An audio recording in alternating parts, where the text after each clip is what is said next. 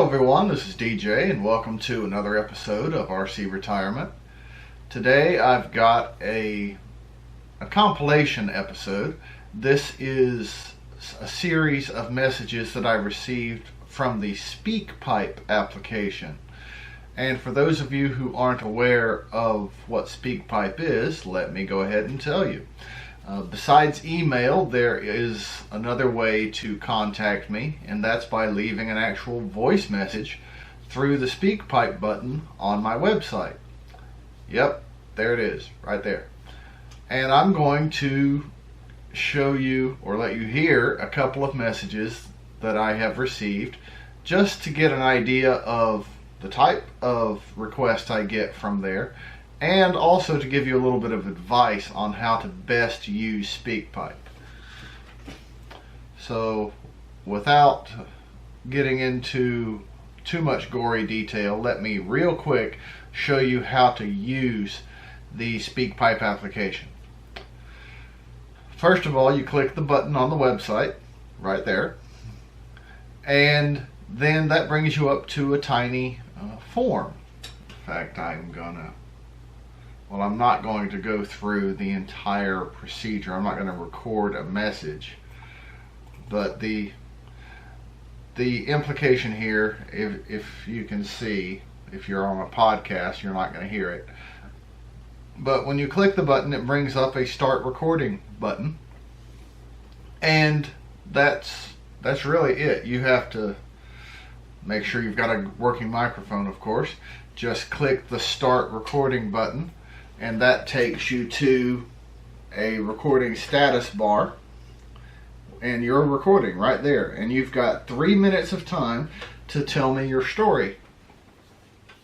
Once you have finished telling me your story, hit the stop button, and this is actually the most important part of the message. Please include your name and your email address. I've had a lot of people, in fact one of them is in here, in this group of messages that I'm going to show you. One of them that I selected gave his name but no email address, and in the message no phone number. Although I typically don't call people back, I prefer to email. There was no way to contact this guy, so I couldn't give him an answer. So anyway, put your name and email address in here and hit send. You're done.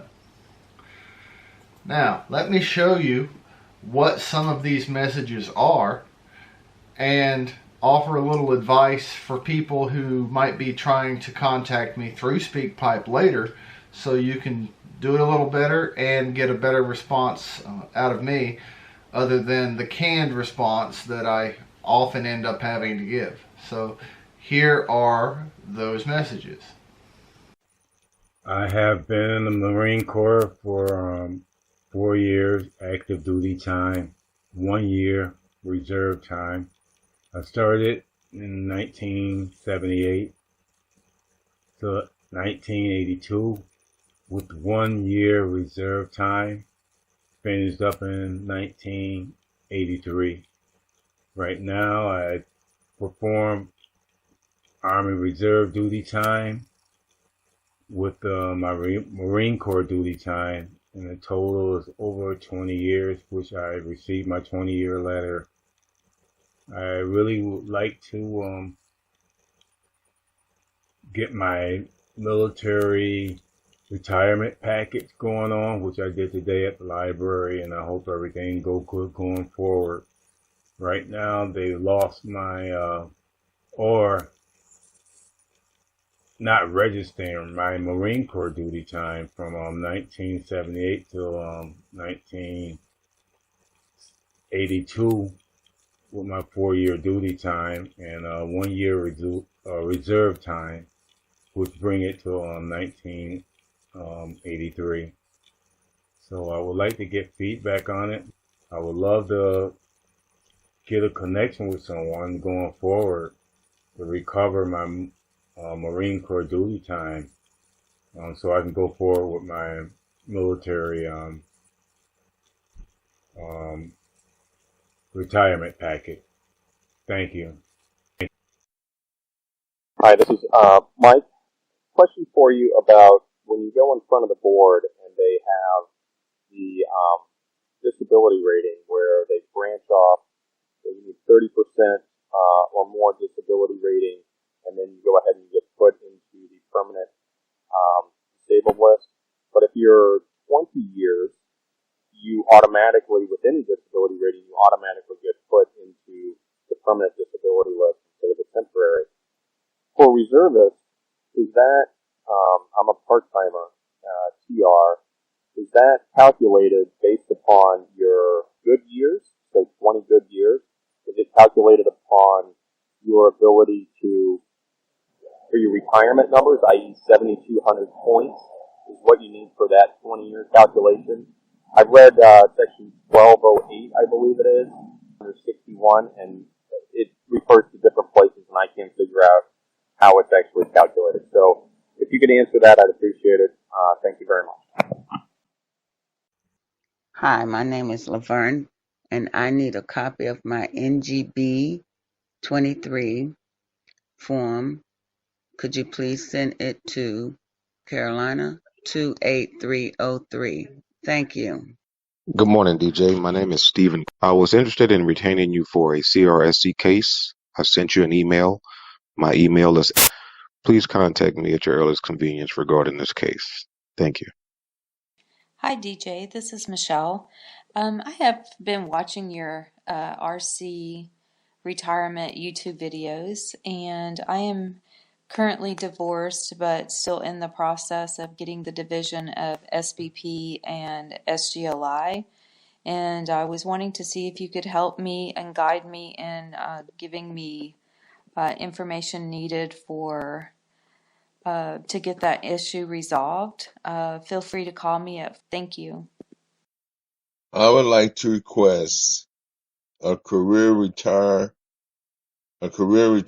credit report from the Marines. Yes, my name is Isaiah. I'm a combat vet. I was in Persian Gulf. I want to know how you go by the special CRC pay. I just need more information on it. I was looking at your articles and it looked interesting, and I decided to pick up. Thank you. I need to get my Marine Reserve points statement. My name is Dave. My phone number is, my Marine ID is, please give me a call. Thank you. All right.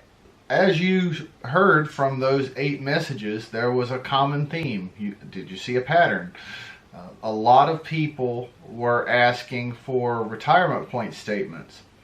And the sad news is that since I am a retiree myself, I no longer have direct access to that type of information. And even if I were still in the military, the majority of people asking for point statements were from branches of service other than the Army, which meant in those cases I had to respond with the procedure to request that type of record from the branch of service. So I'll just go ahead and include that info here for anyone who might be watching.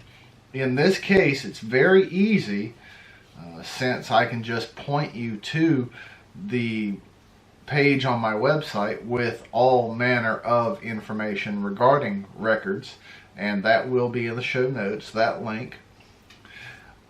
When requesting these statements, it's always a good idea to contact the relevant branch of service, or if you're National Guard, contacting your state, and give them a standard form 180 and a copy of your driver's license. Now, let me go real quick back to the very first message. That individual's name was Hank, and he typified another very common theme in these messages, in that I would respond to the Speakpipe message and then never hear from that individual again. In his case, it sounded like there was more going on, and I never heard from him after I sent my initial response. So please, if you open up the contact door, then let's start a dialogue and not have you drop off the moment that I send my first response, because normally the first response is not the full solution. You know how these things go. It's a back and forth. So in the majority of these messages, the person asks for a phone call in reply. Since I charge a fee for phone consultations, I recommend that you not ask for a phone call right away. I recommend we begin our communication through email. We can move into phone calls after that. On the good side, though, unless it's Friday or Saturday night, or Friday night or Saturday, when I do not reply to messages until later on, I typically respond to Speakpipe messages the same day that I receive them. So you will get a fast response during those times.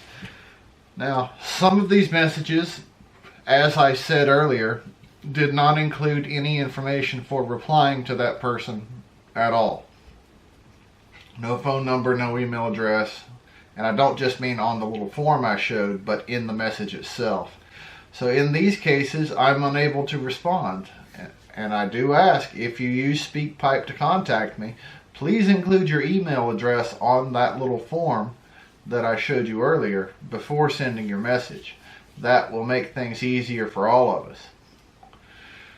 Alright, so I'm going to go into a few little notions for those, a few little solutions for some of the messages that you heard. For example, message number 2 was an individual asking whether or not he would be retired as a reservist or an active duty person through the Physical Disability Agency, or not through the Physical Disability Agency, but he was going through the disability evaluation system and asked, since he had a 20-year letter, what was going to happen to him. And obviously every disability evaluation is a little different, but here are the basic rules. When going through this evaluation, if you receive a military disability rating of 20% or less, and you do not have a 20-year letter, then you will be given a severance package and separated. That's it. And the key thing to remember there is when you receive separation pay, they're buying out your retirement. So that makes all of your service time disappear, air quotes there on disappear. And you are not eligible for any sort of military or veterans benefits. The only way to reinstate those benefits is to pay back the separation payment that you received. Have that totally recouped. And I won't go into all the specifics of how that works. That's not today's topic. So if you have a military disability rating of 30% or higher, then you will be immediately retired medically and receive an immediate pension. If you have sufficient retirement points that the amount of your reserve retirement is greater than the amount of your disability retirement, then you'll receive that amount, the reserve component service amount. But in the vast majority of cases, the disability retirement is greater than the reserve retirement would be, so you're coming out pretty well. But the big issue with message number 2 about the 20-year letter is that is your safety position. If you are found to have a 20% or lower military disability rating, then you will still be able to refuse the severance payment and just request transfer to the retired reserve to wait until your eligibility age to receive retired pay. So if you already have a 20-year letter, you're good to go. All right. Moving on to the next one. I'm going to replay part of that message just to get reacquainted with it, so I'll come back in a moment. Alright, so now I'm back, and message number 4 was an individual who wanted to retain me for a combat-related special compensation application packet. And that is another common thing that I get through Speakpipe, is people who wish to request my services on various issues to improve their situation. And this message, which like all of them has been pruned down to protect privacy, went well. In fact, we just finished some clarification issues with that guy just a while ago. And especially when it involves medical issues, you will not only have me doing things, but you'll also have Misty, who you've seen in previous videos, working on that case as well. So you've got a good team working on your stuff.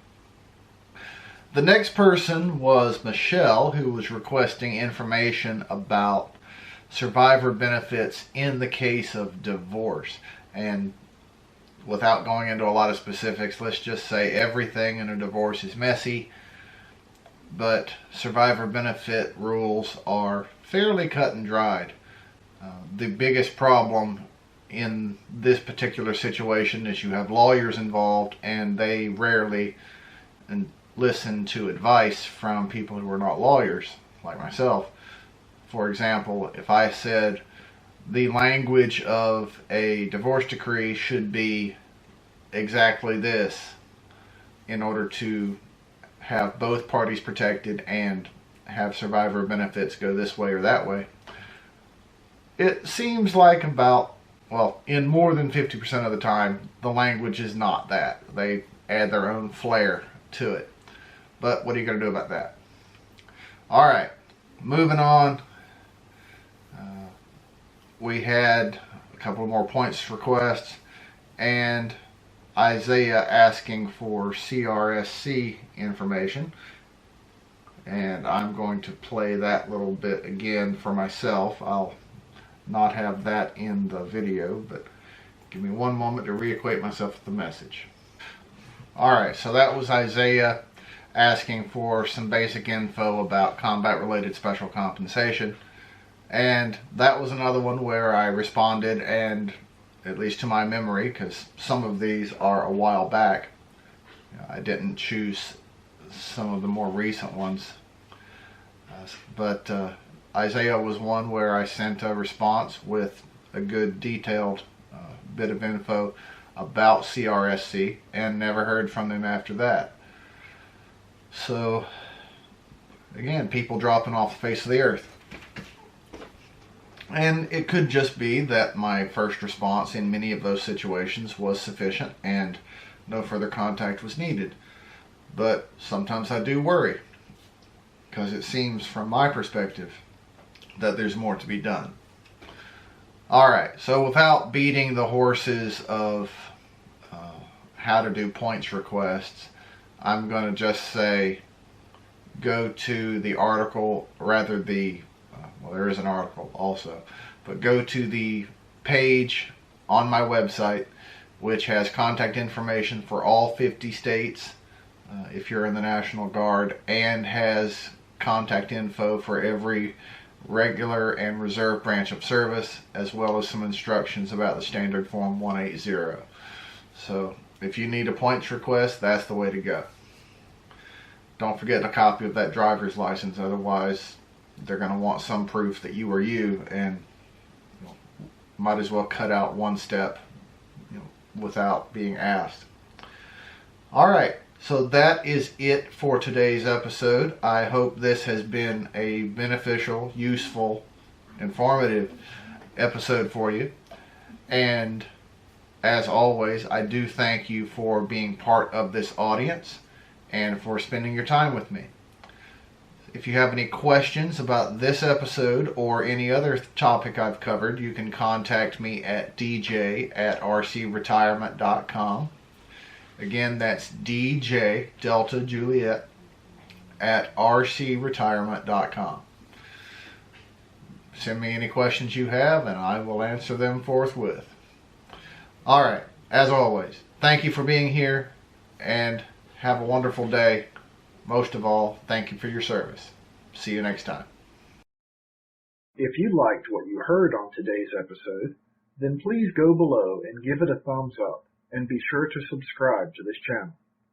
Also, please let other people know about this channel and the information it can provide for them. If you have questions or comments, then please have no qualms about posting them in the comments section below. Please remember the RC Retirement YouTube channel and the RC Retirement website are not recognized or endorsed by the Department of Defense, the Department of Veterans Affairs, or any other government agency. The information presented in these resources are for entertainment and informational purposes only. Also, the content of either of these resources should not be considered financial or legal advice.